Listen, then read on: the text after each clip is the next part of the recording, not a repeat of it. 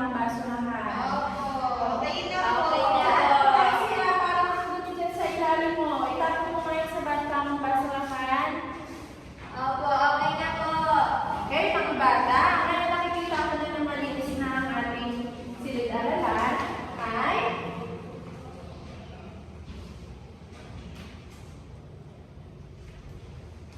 mag-uumpisa na tayo sa ating aralin. Pero bago tayo mag-umpisa, ano nga ulit ang pinag-aralan natin kahapon? Ma'am! O sige nga, Joanne, ano nga ulit ang pinag-aralan natin kahapon? Tungkol po sa place value. Okay, tungkol sa place value. Ano naman ang ibig sabihin ng place value? Ma'am! O sige nga. I see. Ano nga ulit ang place value? Ang place value po ay meron pong ones, tens, hundred, thousands. Okay, palakpakan nga mga bata si IC.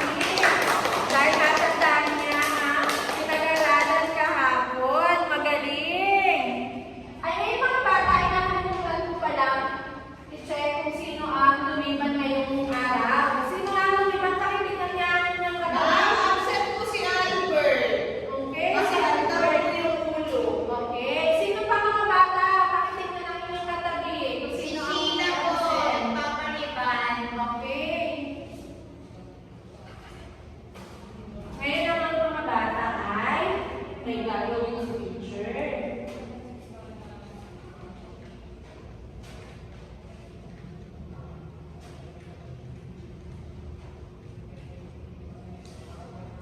Ngayon mga bata, maglalaro tayo. Gusto ba niyo maglaro? Opo!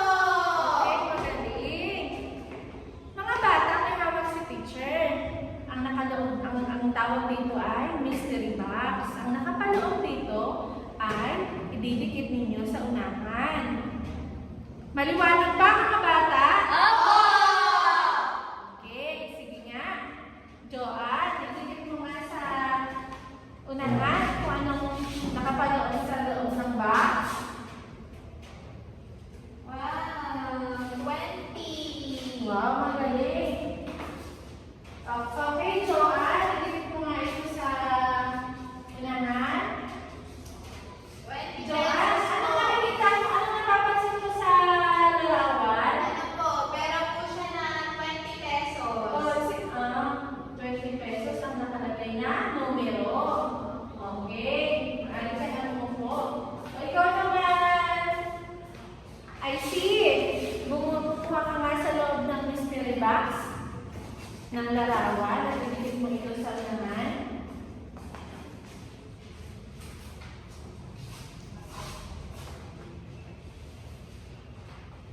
Okay. I see. Ano nakikita mo sa iyong nabunod?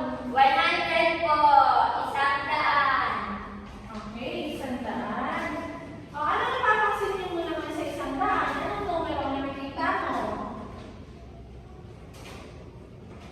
1 po, tapos dalawang 0.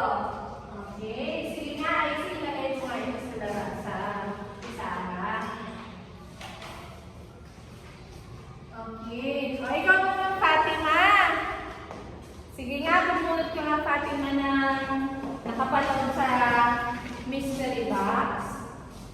Wow, 50. Okay, o ano naman napapansin mo? Ma'am, ano po siya? Meron po siyang tao, tapos may 5 at 0. Okay, magaling. Okay naman, ikay naman, Francia. Sige nga, yung nasa dulo, Francia. Pumunta ka nga dito sa unahan at bumunod ka sa loob ng mystery box.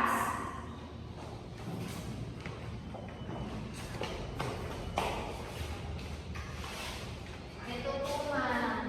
Okay,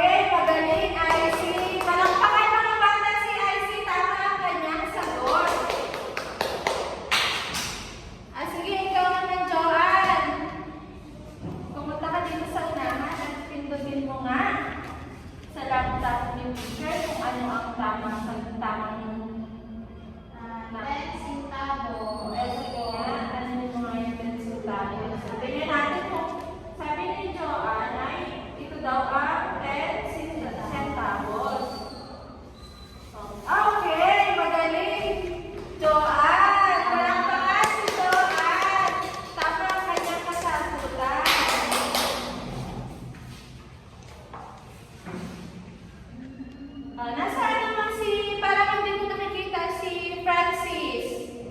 Ma'am, absent po si Okay, Francis. si Francis, lumiba na naman sa klase. O si, nasaan na si Jessica? Okay na Jessica. O sige nga Jessica, ano nakikita mo? Nasaan na doon ang 100 pesos? Ma'am, ito po yung kulay violet. Okay, yan. Sige nga, Ito din ba po? Oo, Jessica. Okay, ang galing, Jessica. Tama si Jessica. Mga bata, palakpakan niya ang inyong sarili dahil magaling ninyo, tama ang kasagutan. Ngayon naman mga bata, ay dumako tayo sa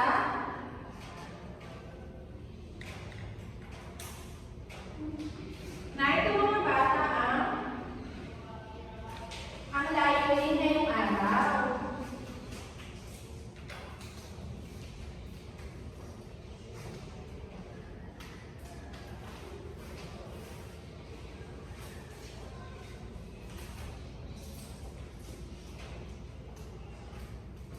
Mga bata, nakikita ba niyo sa ulihan? Opo.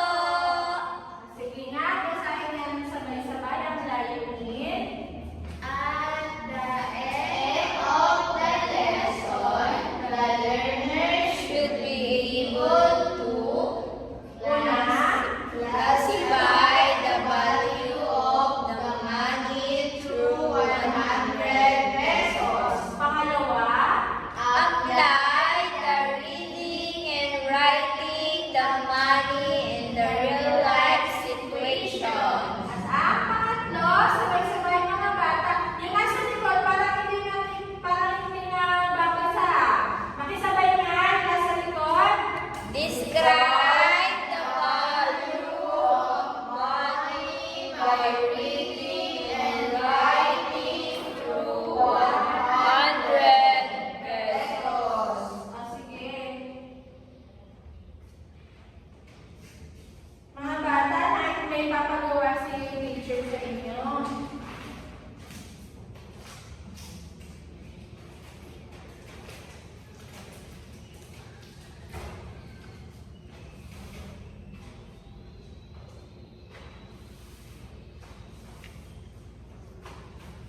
Mga bata, basahin niya ang direction. Find the total amount of the money. Sige nga, Joanne, pumunta ka nga sa unahan.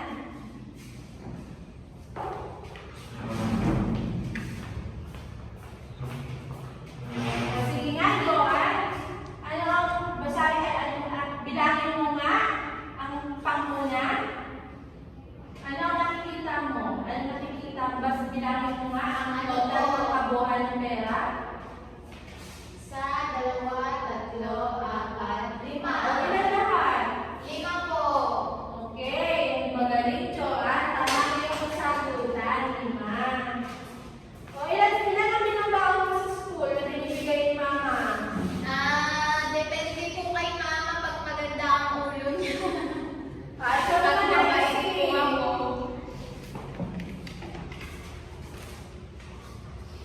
Sige nga. Ilan ang kabuuang pera ng number ng pangalawa? 5, 10. O, ilan lahat? 10 po. Okay, magaling, IC. O, ikaw naman, Jessica.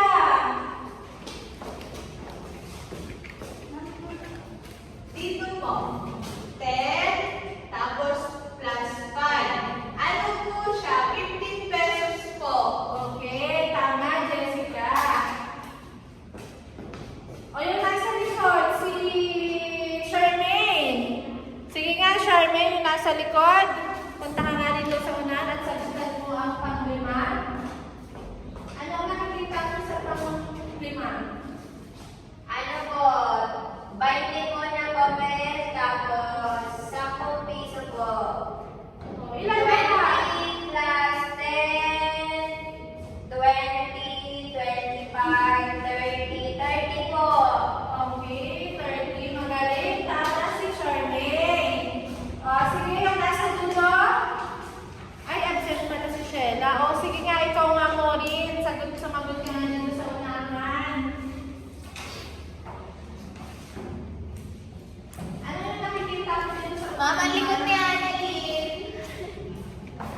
Ito po ng PIC.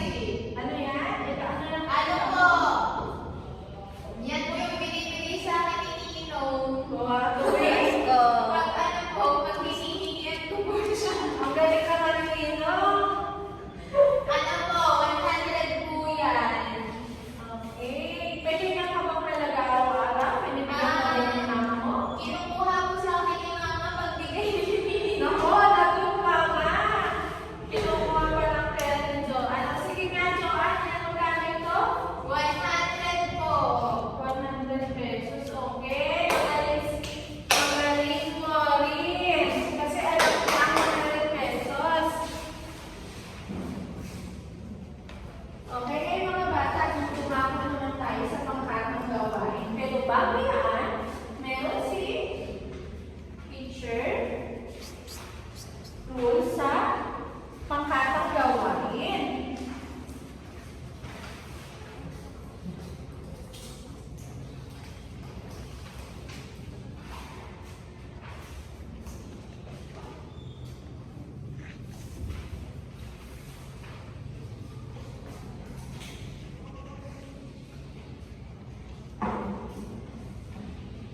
Ma'am, nagbabago po si IC. Hi, IC. Maghiwalay nga kayo ng upuan, IC. Kayo dyan. Bakit ang ingay nyo? Ulitan po sila. Ay. Sige nga yung mga bata nga dyan sa dulo. Pakiayos nga. Mukhang magkakalat na naman kayo.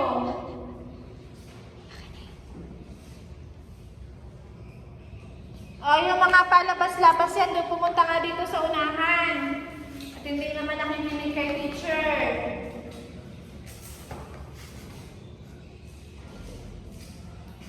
Analin po ma'am, labas ng Ako, labas. Ashley, hindi mo makaalis sa unahan. Analin po punta ka sa unahan. Punta na po ako. Dali mo pumunta ka dito sa unahan. At para nabasa mo ha, inihanda na yung teacher na group activity rules. Mga bata, okay, sige nga, Annalyn. Basahin mo nga ang inihanda ng group activity rules ng teacher.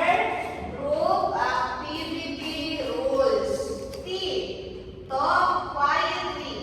E. Everyone's ideas are important. A. Actively participate. M. Manage your behavior. Okay, Annalyn, mahusay. Magaling ka magbasa si Annalyn. O, mga bata, basahin nga ng sabay-sabay. T. Talk quietly. E. Everyone's ideas are important. A. Actively participate. M. Manage your behavior. Okay. Lahat ng ito ay makikita mo kapag kayo ay gumagawa ng group activity. Naasahan ko ba yan, mga bata? Okay. Ngayon, mga bata, narito naman ang pamantayan sa inyong aktibidad na gagawin.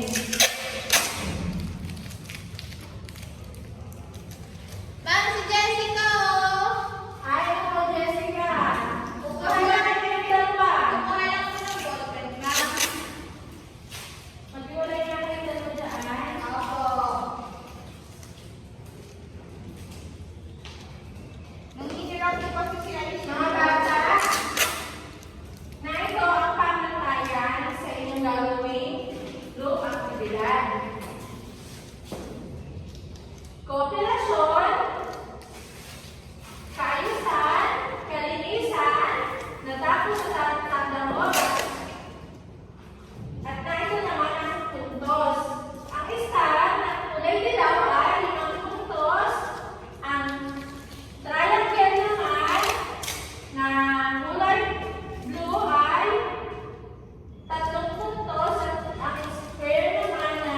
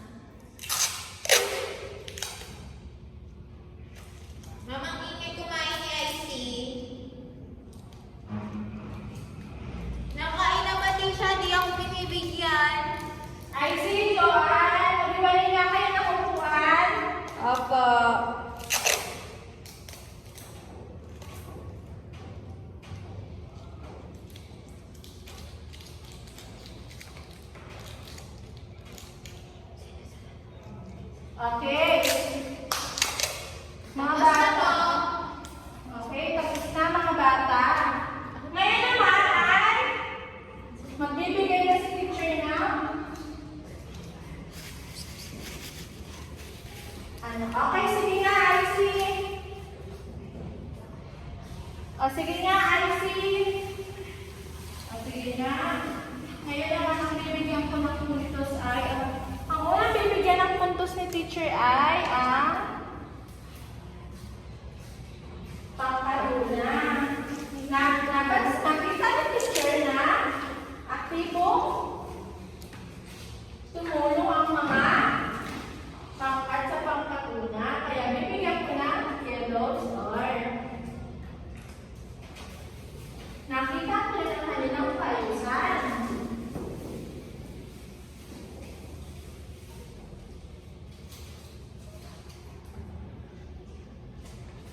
At ang kalinisan ng gawa.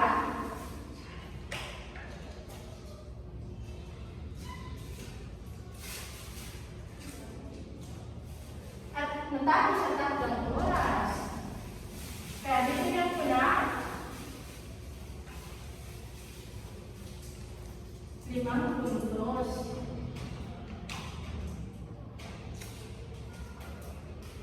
Sa pangkati kailangan naman ay napansin ko naman na naki-active naman ang lahat ng grupo. Kaya bibigyan ni teacher na star na kulay yellow.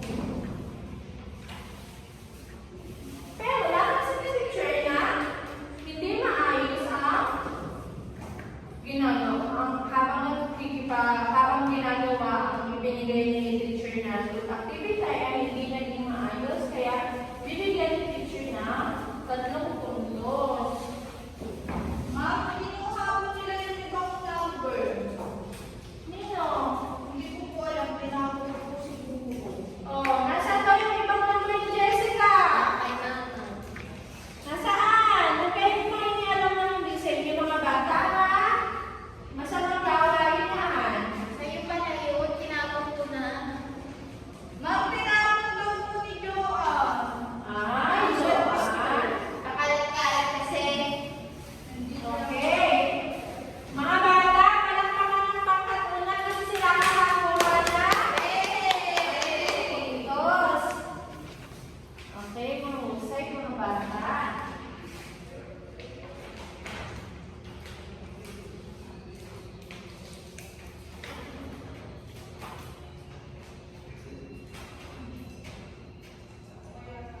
O sige nga, ikaw yung nasa dulo na hindi na nakita ko kanina nakapag-participate. O sige nga, Giselle. Punta ka nga dito sa unahan, Giselle, at may papagawa si teacher. O ang sabi dito ay, how do you write and read the money to 100 pesos?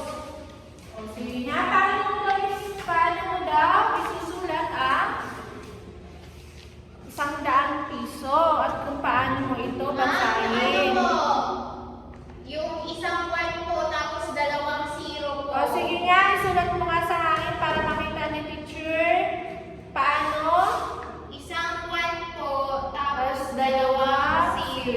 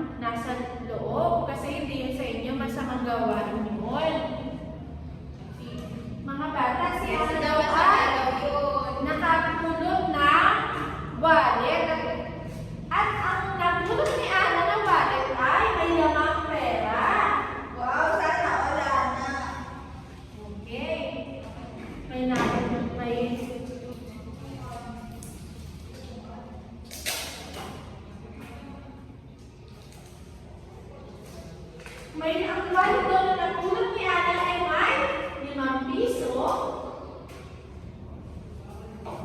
May isa. 50. At may isa pang 5 piso. Daming pera ni Ana. At may